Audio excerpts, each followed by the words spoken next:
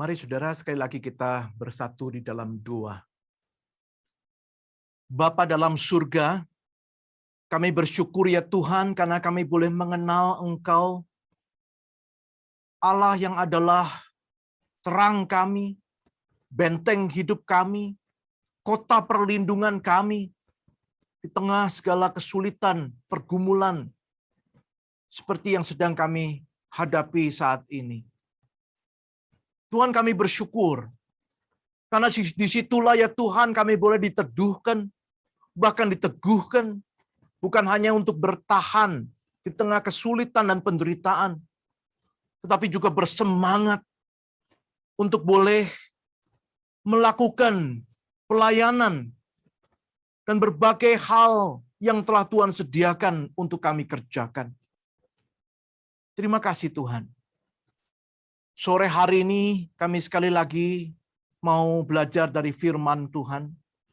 Kiranya Engkau yang akan menerangi hati pikiran kami, supaya kami boleh sungguh memahami kebesaran firman-Mu, dan kami boleh meresponinya dengan taat dan setia. Tolong setiap kami, pakai hamba-Mu yang lemah dan terbatas, supaya boleh menjadi alat kemuliaan-Mu yang mendatangkan berkat bagi jemaat-Mu. Terima kasih Bapa. Demikian kami berdoa di dalam nama Tuhan Yesus Kristus, Juru Selamat kami yang hidup. Amin. Shalom. Selamat sore, saudara sekalian kasih Tuhan. Puji syukur kepada Tuhan yang telah menganugerahkan kepada saya kesempatan untuk boleh menyapa saudara sekalian, para peserta Protumia Camp saat tahun 2021 ini. Saudara, sore hari ini kita akan belajar dari narasi Lazarus, saudara. Kemarin kita belajar dari narasi Yusuf dalam Perjanjian Lama. Sekarang kita akan belajar dari Perjanjian Baru, sebuah bagian narasi yang terambil dari Injil Yohanes, pasalnya yang ke-11. Saudara, karena pertimbangan waktu, saya ajak kita membaca beberapa bagian dari ayat-ayat yang ada dalam bagian ini. Mari kita perhatikan bersama. Yang pertama, saudara, dari ayat yang ke-17 sampai ayat yang ke-27. Demikian firman Tuhan. Maka ketika Yesus tiba, didapatinya Lazarus telah 4 hari berbaring di dalam kubur. Betania terletak dekat Yerusalem, kira-kira 2 mil jauhnya. Di situ banyak orang Yahudi telah datang kepada Marta dan Maria untuk menghibur mereka berhubung dengan kematian saudaranya. Ketika Marta mendengar bahwa Yesus datang, ia pergi mendapatkannya. Tetapi Maria tinggal di rumah. Maka kata Marta kepada Yesus, "Tuhan, sekiranya Engkau ada di sini, saudaraku pasti tidak mati. Tetapi sekarang pun aku tahu bahwa Allah akan memberikan kepadamu segala sesuatu yang Engkau minta kepadanya." Ayat 23. Kata Yesus kepada Marta, "Saudaramu akan bangkit." Kata Marta kepadanya, "Aku tahu bahwa ia akan bangkit pada waktu orang-orang bangkit pada akhir zaman." Jawab Yesus, "Akulah kebangkitan dan hidup. Barang siapa percaya kepadaku, ia akan hidup walaupun ia sudah mati. Dan setiap orang yang hidup dan yang percaya kepadaku tidak akan mati selama-lamanya. Percayakah engkau akan hal ini?" Jawab Marta, "Ya Tuhan, aku percaya bahwa Engkaulah Mesias, Anak Allah, Dia yang akan datang ke dalam dunia." Ayat yang ke-32, saudara. Setibanya Maria di tempat Yesus berada dan melihat Dia, tersungkurlah ia di depan kakinya dan berkata kepadanya, "Tuhan, sekiranya Engkau ada di sini, saudaraku pasti tidak akan mati." Ketika Yesus melihat Maria menangis dan juga orang-orang Yahudi yang datang bersama-sama dia, maka masyhurlah hatinya. Ia sangat terharu dan berkata, "Di manakah dia kamu baringkan?" Jawab mereka, "Tuhan, marilah dan lihatlah." Maka menangislah Yesus. Kata orang-orang Yahudi, "Lihatlah betapa kasihnya kepadanya." Ayat 37. Tetapi beberapa orang diantaranya berkata, Ia yang memelekkan mata orang buta, tidak sanggupkah ia bertindak sehingga orang ini tidak mati? Maka masyullah pula hati Yesus. Lalu ia pergi ke kubur itu. Kubur itu adalah sebuah gua yang ditutup dengan batu. Kata Yesus, angkat batu itu. Marta, saudara orang yang meninggal itu berkata kepadanya, Tuhan, ia sudah berbau, sebab sudah 4 hari ia mati. Jawab Yesus, bukankah sudah kukatakan kepadamu, jikalau engkau percaya, engkau akan melihat kemuliaan Allah. Ayat 41. Maka mereka mengangkat batu itu, lalu Yesus menengadah ke atas dan berkata, Bapa, aku mengucap syukur kepadamu, karena engkau telah mendengarkan aku. Aku tahu bahwa engkau selalu mendengarkan aku, tetapi oleh karena orang banyak yang berdiri di sini mengelilingi aku mengatakannya, supaya mereka percaya bahwa engkaulah yang telah mengutus aku. Dan sesudah berkata demikian, berserulah ia dengan suara keras, Lazarus, marilah keluar. Ayat 44.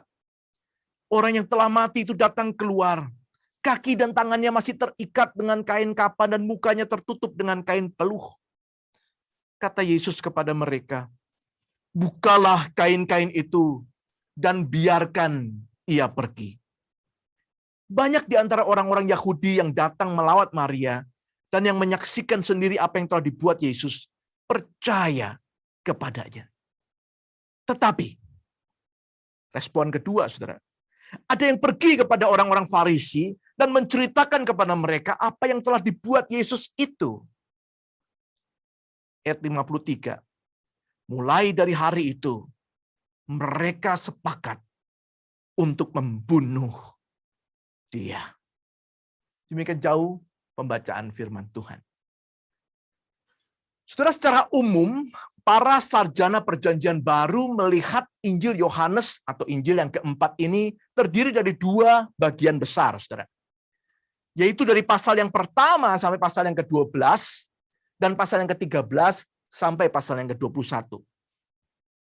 Nah, saudara, di pasal yang ke-13 sampai 21, penuturannya adalah berfokus pada peristiwa di malam terakhir sebelum Yesus ditangkap untuk disalibkan sampai kebangkitannya.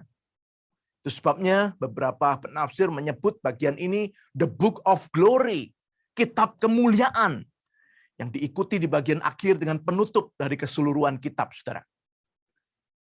Nah, sementara itu, pasal yang pertama sampai pasal yang ke-12, setelah pengantar, selebihnya, saudaraku, adalah penuturan yang berfokus pada pelayanan Tuhan Yesus selama kurang lebih 3,5 tahun di dalam dunia. Itu sebabnya bagian ini juga sering disebut dengan istilah the Book of Signs.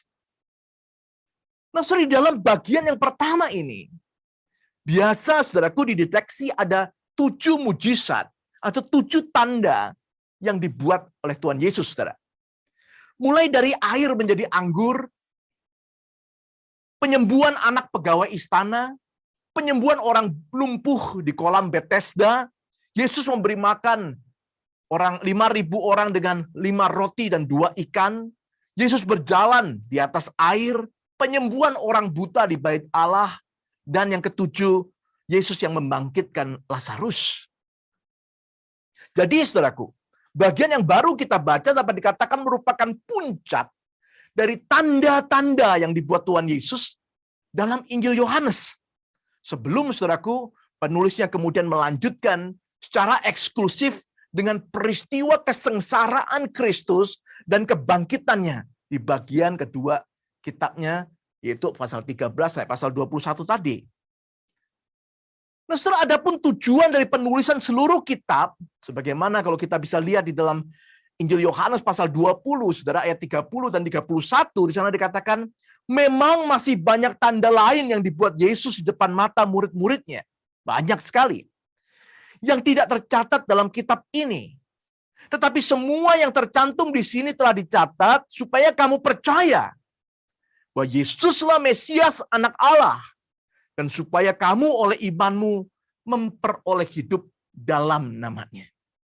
Dengan kata lain, saudaraku, Tujuan penulisan perikop ini pun, pasal 11 ini, Yesus yang membangkitkan Lazarus itu, adalah agar para pembacanya, tentu termasuk saudara dan saya hari ini, percaya bahwa Yesus adalah Mesias, anak Allah. Dan supaya oleh iman kita memperoleh hidup dalam namanya. Saudaraku, bagian ini dimaksudkan untuk mengajak kita sekalian fokus pada Kristus. Untuk mengenalnya dan percaya kepadanya. Karena itu, saudaraku, mari saya ajak kita sekalian pada sore hari ini memperhatikan bagian ini dengan tujuan tersebut. Khususnya, saudaraku, di dalam konteks bahasan tema Protumia Camp tahun ini yang berkaitan dengan penderitaan, saudara. Saudara, peristiwa dalam bagian ini terjadi di sebuah kota kecil sekitar 4 km dari Yerusalem, bernama Betania, saudara. Kota ini beberapa kali dicatat dalam Injil karena Tuhan Yesus memang beberapa kali berkunjung ke kota ini, saudara.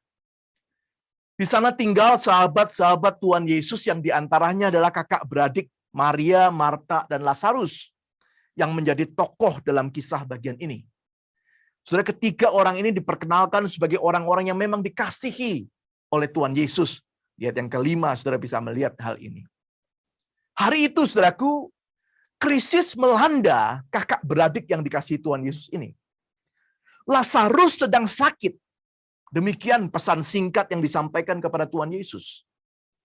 Tetapi Tuhan Yesus yang tahu persis apa yang sedang dan akan terjadi itu, lihat yang keenam, saudaraku, dikatakan sengaja menunggu beberapa hari melanjutkan pelayanan yang memang sedang dikerjakannya bersama para muridnya.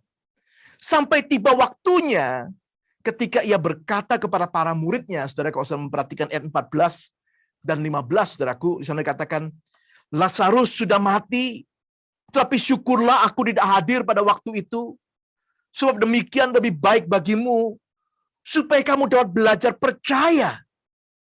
Marilah kita pergi sekarang kepadanya. Saudara, perhatikan, Tuhan Yesus tahu bahwa Lazarus telah mati. Bahkan sebelum para muridnya tahu atau orang memberitahukannya kepada mereka. Dan lebih dari itu, saudaraku, saya percaya Tuhan Yesus bahkan tahu bahwa ia akan segera ke sana membangkitkan Lazarus yang telah mati itu sebagai tanda untuk dinyatakan di hadapan para muridnya sehingga mereka percaya.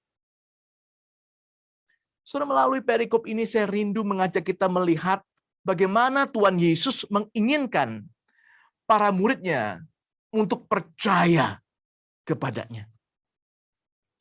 Saudara, sedikitnya ada 2 sikap percaya yang ditekankan dalam perikop ini yang penting untuk kita miliki sebagai murid-murid Tuhan. 2 sikap percaya yang saya harap juga boleh menjadi sikap saudara dan saya.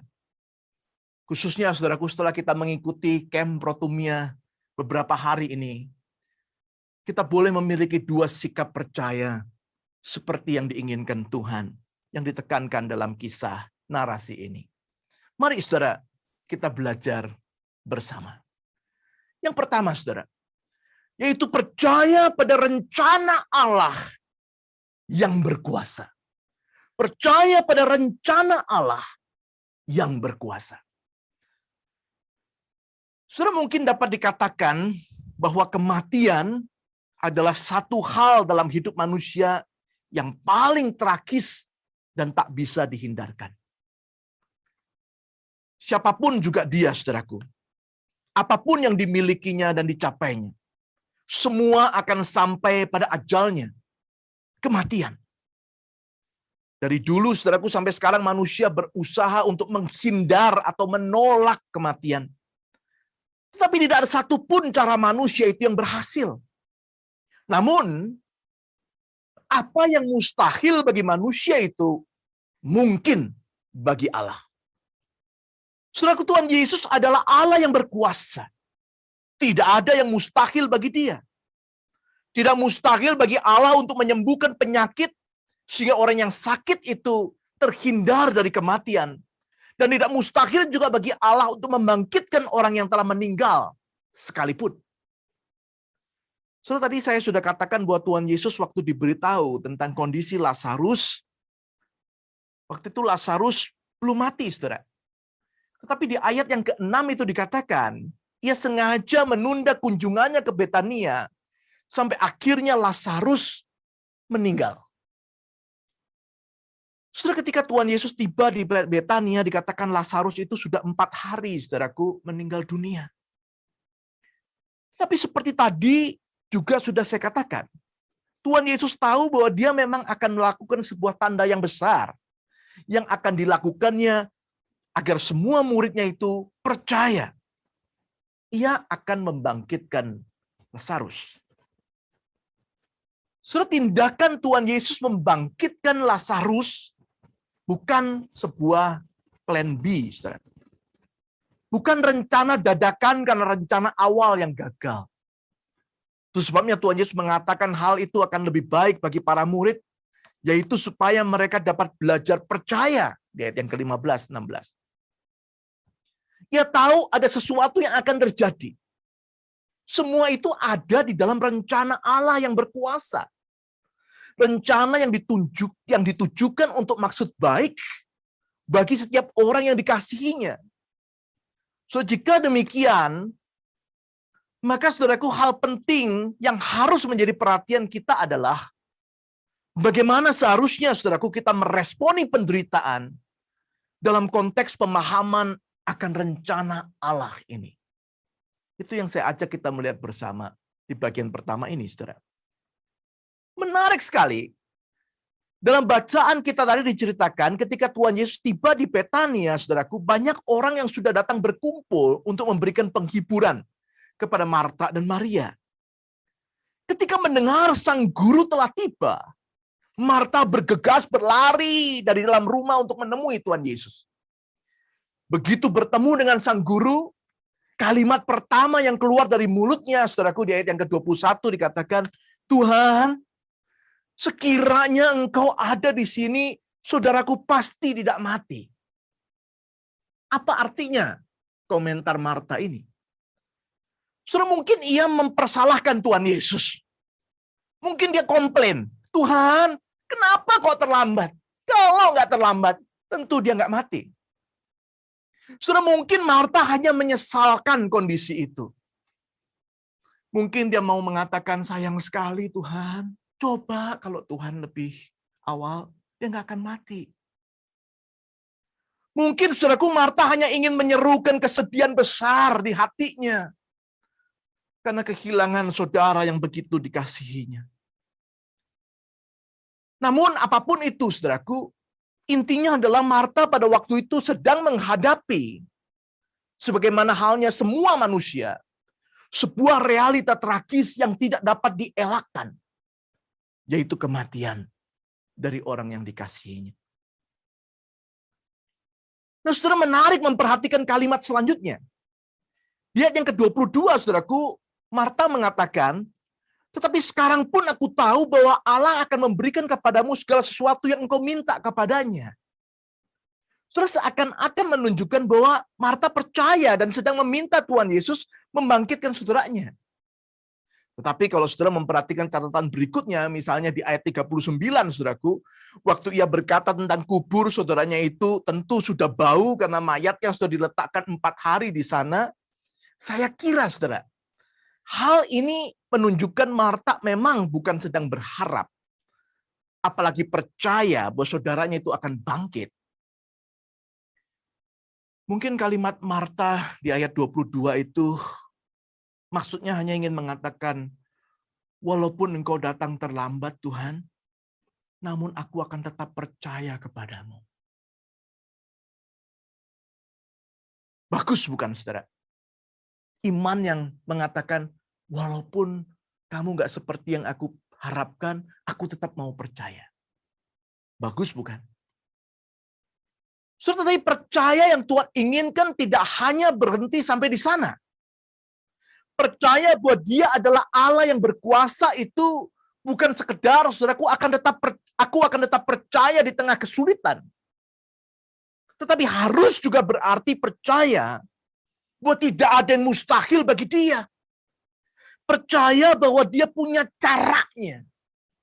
Percaya bahwa dia punya rencana yang jauh melampaui pikiran kita.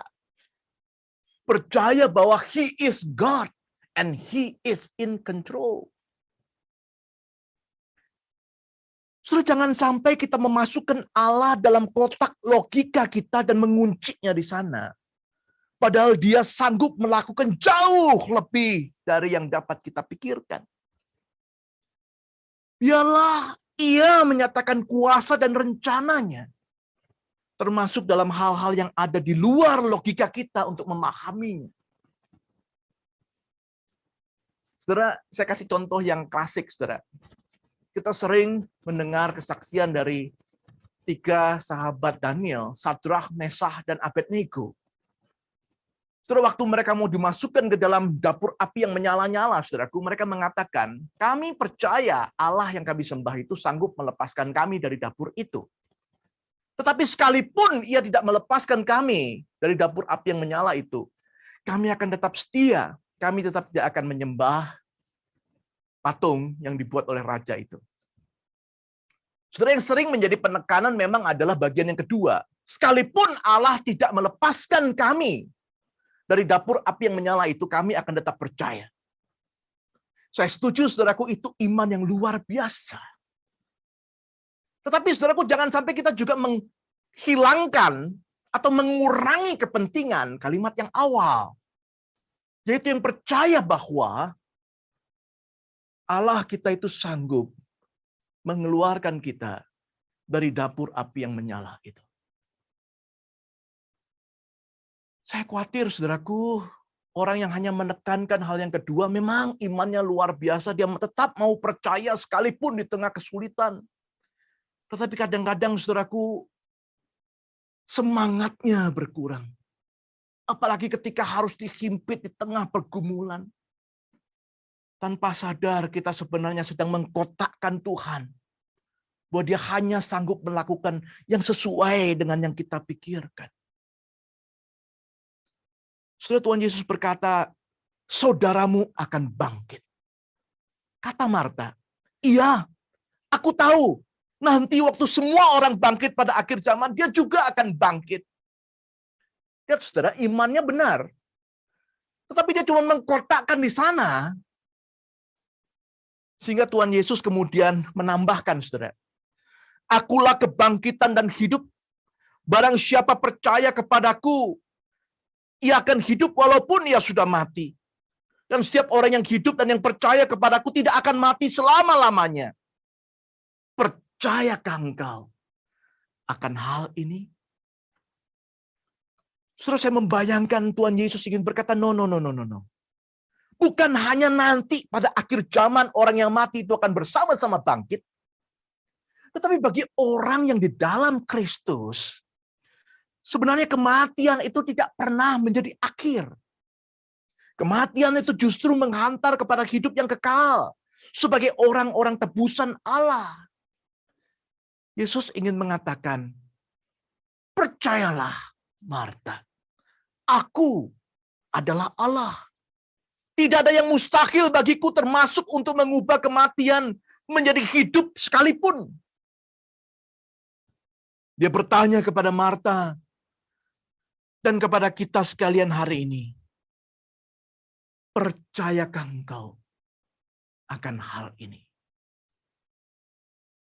Saudara, Marta menjawab di ayat yang ke-27, ya Tuhan, aku percaya bahwa engkaulah Mesias, anak Allah, dia yang akan datang ke dalam dunia. Saudara, di dalam keterbatasannya Marta menyatakan iman percaya yang sebentar lagi akan dinyatakan penggenapannya oleh Kristus ketika dia mati disalib dan bangkit pada hari ketiga dari antara orang mati. Saudara, di tengah krisis seberat apapun, iman percaya seperti ini sangat penting.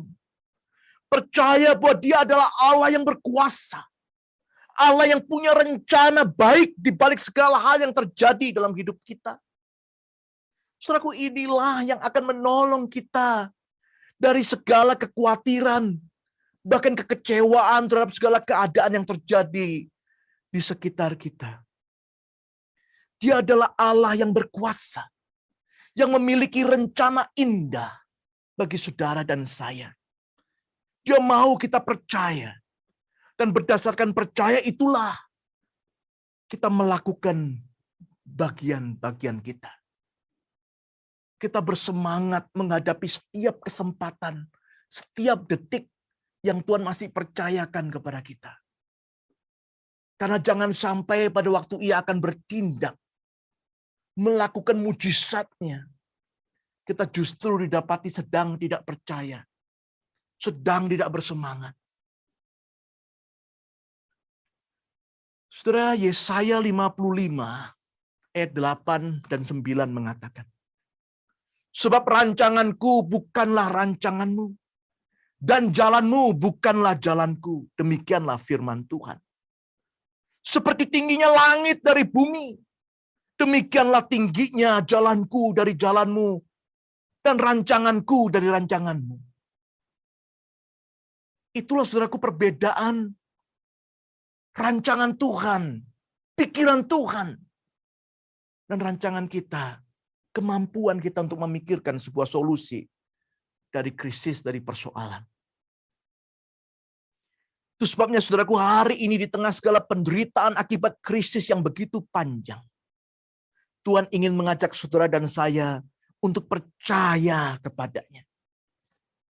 Percaya bahwa Dia berkuasa dan memiliki rencana di balik semuanya ini.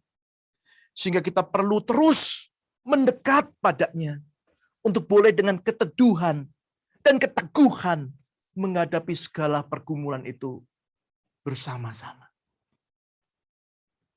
Saudara, saya harap ketika kita diizinkan Tuhan menghadapi kesulitan, pergumulan, penderitaan bahkan di tengah krisis ini, memang satu hal kita percaya bahwa sekalipun kita menghadapinya, kita tetap mau percaya kepada Tuhan. Tetapi juga jangan lupa, saudaraku, Tuhan adalah Allah yang berkuasa, yang punya rencana. Mari kita tetap bersemangat, menantikan apa yang menjadi rencananya, yang terbaik bagi saudara dan saya. Sehingga kita boleh terus bersemangat. Bukan hanya teguh menghadapi pergumulan, tetapi juga bergiat, bersemangat menghadapi segala hal bersama Dia. Hal yang kedua, saudara, sikap yang kedua yang harus kita miliki, yaitu percaya pada kasih Allah yang bertindak.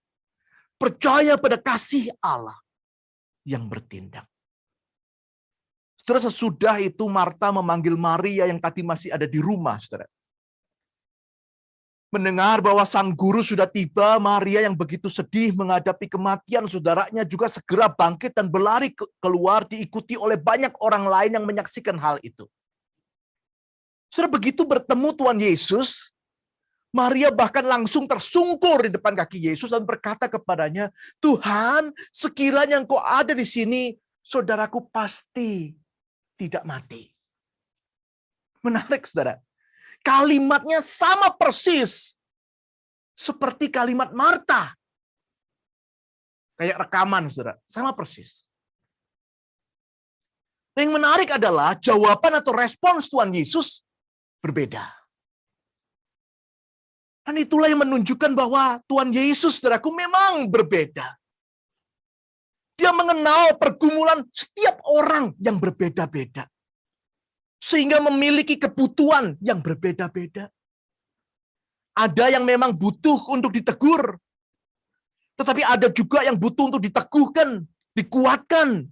Ada yang butuh untuk didengarkan, diberi empati dan penghiburan.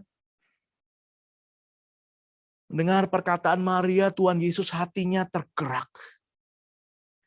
Bahkan digambarkan sampai ia menangis. Di ayat yang ke-35. Setelah inilah penekanan penting dalam hal percaya. Bahwa Dia bukan hanya Allah yang berkuasa dan memiliki rencana. Tetapi Dia juga adalah Allah yang bertindak di dalam kasih yang penuh kepedulian. Saudara, walaupun Ia tahu Ia akan membangkitkan Lazarus. Walaupun ia memang bisa membangkitkan Lazarus. Tetapi Allah yang berinkarnasi itu juga sanggup merasakan kepedihan mereka. Dan tentu juga kesusahan kita yang paling mendalam. Ia menangis bersama kita ketika kita sedang menghadapi pergumulan yang terberat. Dia bukan Allah yang jauh, yang hanya dengan enteng akan berkata, sudahlah, gak usah nangis. Ini gampang kok. No. Dia bukan Allah yang dengan meringis sambil berkacak pinggang berkata, saudaraku, cuma segini aja krisisnya. Udahlah, jangan cengeng. No, saudara. Sebaliknya, ketika kita sedang bergumur berlinang air mata, Dia adalah Allah yang akan berlari mendapatkan kita, memeluk kita dan berkata, I can understand you. Come, I will comfort you.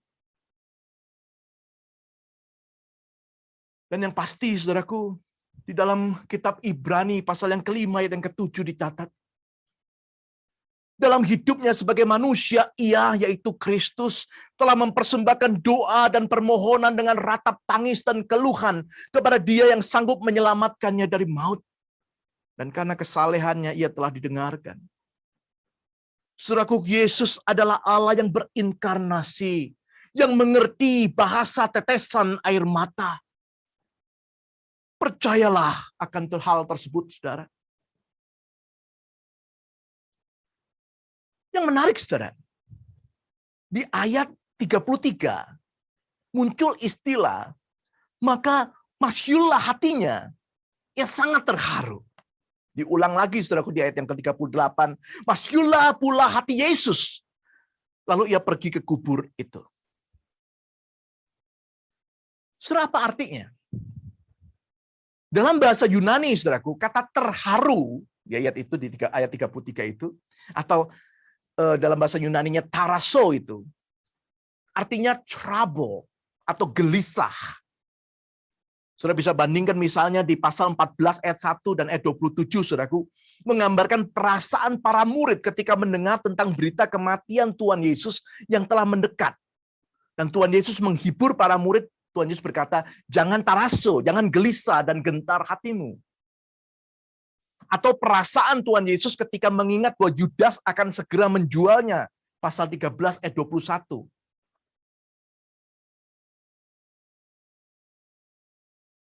Tetapi saudaraku, kata kedua yang menarik adalah kata Yunani enebrimesato.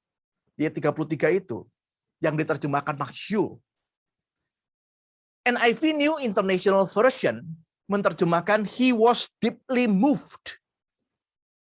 Kata itu, saudaraku, sebenarnya bisa diartikan indignant, atau angry, atau outraged. Di dalam Markus pasal 14 ayat yang kelima, kata yang sama diterjemahkan menegur dengan keras. Bisa saudara bandingkan dengan Matius 9 ayat 30 atau Markus 1 ayat 43. Jadi saudara kita bertanya, mengapa sampai Tuhan Yesus itu digambarkan sepertinya marah ketika sedih, itu juga ada kemarahan. Saudara, saya membayangkan Tuhan Yesus geram karena melihat dampak dari dosa yang menimbulkan masalah begitu besar bagi hidup manusia, yaitu kematian. Dia geram karena dosa telah membuat manusia ada di dalam kesedihan yang nggak bisa dielakkan. Itu sebabnya dia geram. Saudara, saya membayangkan dia geram karena dia tahu bahwa setelah ini dia akan membangkitkan Lazarus. Dan untuk tindakan itu, dia akan segera menggantikan Lazarus. Karena saudaraku, catatan berikutnya mengatakan sejak peristiwa itu, para pemimpin agama berniat untuk membunuhnya. Saudara yang dikasihi Tuhan, saya membayangkan Tuhan Yesus geram. Dengan suara yang keras ia berseru, Lazarus, keluarlah. Seakan kalimat yang menggelegar itu berseru, aku adalah Allah yang memerintahkan engkau yang telah mati untuk bangkit dan hidup. Tetapi saudaraku, kalimat yang sama itu bagi saya juga berarti aku adalah Allah yang berinkarnasi, yang telah siap untuk menghadapi kematian, untuk menggantikan manusia yang berdosa.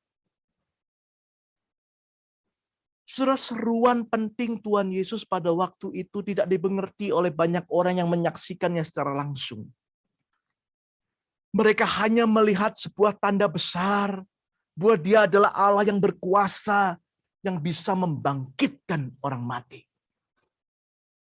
Tetapi saudara, bagi kita hari ini, bagi saudara dan saya, kita tahu bersama bahwa seruan penting Tuhan Yesus pada waktu itu juga bisa menunjukkan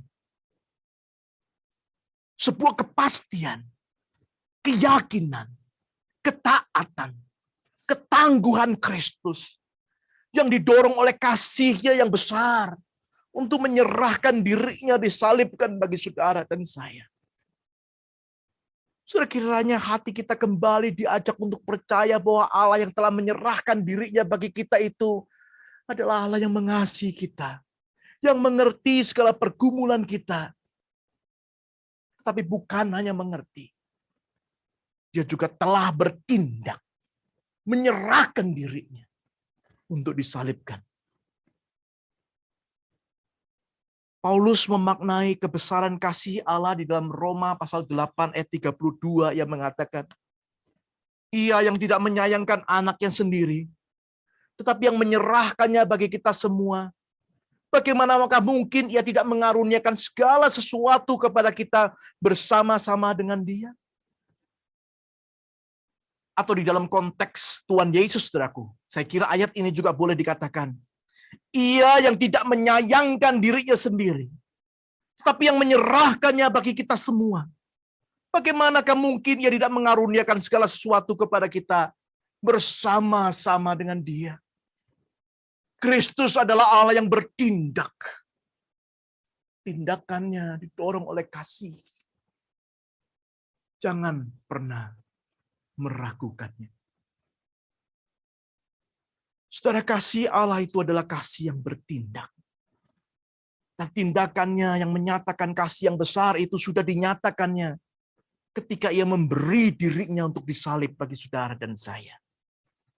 Sekali lagi saudara, karena itu jangan meragukannya. Termasuk ketika kita ada di tengah pergumulan dan penderitaan seperti hari ini. Percayalah bahwa karena kasih-Nya Dia akan bertindak sesuai dengan rencananya di dalam hidup kita sekalian. Saudara, mari kita belajar dari dua kebenaran ini. Dua sikap percaya yang Tuhan inginkan. Mari saudaraku, kita kembali fokus kepada Kristus. Mengenal dan percaya kepadanya lebih dalam. Sehingga karya terbesarnya di atas kayu salib bagi saudara dan saya boleh kembali menjadi bagian yang meneguhkan iman percaya kita. Kita percaya pada rencana Allah yang berkuasa. Kita percaya pada kasih Allah yang bertindak. Saudara, kiranya Tuhan menolong saudara dan saya untuk sekali lagi melalui pergumulan di tengah krisis ini boleh belajar untuk percaya. Mari kita sungguh percaya pada rencananya yang berkuasa itu. Tidak ada yang mustahil bagi Dia. Kita mau mempercayakan hidup kita sepenuhnya kepadanya. Sehingga kita boleh dengan gelora mengerjakan apa yang Tuhan percayakan kepada kita. Dan mari kita juga selalu percaya pada kasih-Nya yang bertindak itu. Yang telah dibuktikannya ketika Ia menyerahkan dirinya. Mati di kayu salib bagi saudara dan saya. Tentu Dia akan menolong saudara dan saya di tengah segala pergumulan penderitaan hari ini. Kiranya Tuhan memberkati saudara. Mari kita berdoa.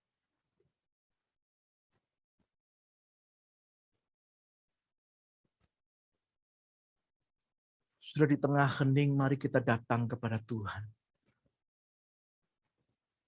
Sampaikanlah kepadanya segala pergumulan kita. Katakan kepadanya, aku mau percaya ya Tuhan. Aku mau percaya sekalipun keadaan tidak memungkinkan. Aku mau percaya bahwa Engkau punya rencana. Aku mau percaya Engkau berkuasa. Aku mau percaya Engkau yang telah menyerahkan diri mati bagi aku yang berdosa. Kasih-Mu itu akan menolong aku, menopang aku, menguatkan aku. Sudah, mari kita pakai waktu berdiam, berdoa untuk segala pergumulan kita.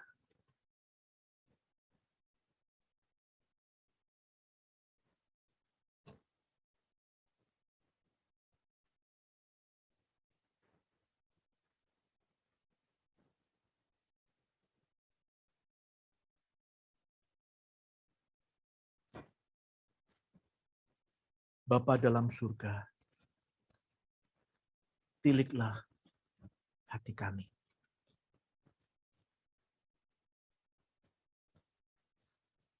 Jangan sampai ketika pikiran kami memahami begitu banyak hal, hati kami masih dingin, jauh dari kedalaman untuk sungguh percaya kepada-Mu. Getarkan hati kami ya Tuhan, untuk sungguh boleh datang kepada-Mu, supaya kami sungguh percaya Engkau adalah Allah yang berdaulat, Allah yang berkuasa, Allah yang berencana. Hangatkan hati kami dengan kasih-Mu yang telah Engkau buktikan dengan tindakan Kristus yang mati di kayu salib, supaya kami boleh diteguhkan untuk percaya tidak akan ada penderitaan, penganiayaan, kesesakan, kelaparan, ketelanjangan yang dapat memisahkan kami dari kasih-Mu, ya Tuhan. Terima kasih Bapa. Sebentar kami akan mengakhiri rangkaian Protumia Camp hari yang kedua ini. Kiranya kasih karunia Tuhan Yesus Kristus, kasih Bapa yang kekal, persekutuan, penghiburan, kekuatan Allah Roh Kudus menyertai kami mulai hari ini sampai selama-lamanya. Biarlah kami boleh beristirahat malam ini.